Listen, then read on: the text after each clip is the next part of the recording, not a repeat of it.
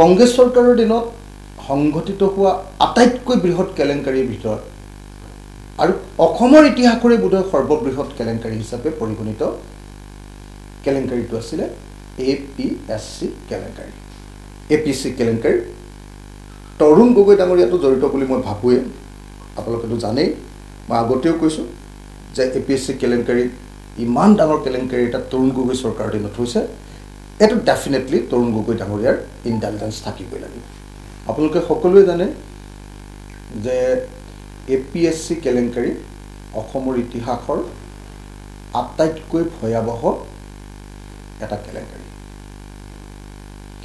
আপোনালোকে সকলোৱে জানে যে APSC কেলেংকাৰী এনে এটা ভয়াৱহ কেলেংকাৰী যিটোৰ জৰিয়তে অসমৰ সামগ্ৰিক যিটো এডমিনিষ্ট্ৰেটিভ ছিষ্টেম, প্ৰশাসনিক ব্যৱস্থা, সেইটো সম্পূৰ্ণৰূপে কলাপছ কৰি দিবৰ কাৰণে, শেষ কৰি দিবৰ কাৰণে, ধ্বংস কৰি দিবৰ কাৰণে, কৰাপ্ট কৰি দিবৰ কাৰণে ব্যৱস্থা গ্ৰহণ কৰা হৈছে।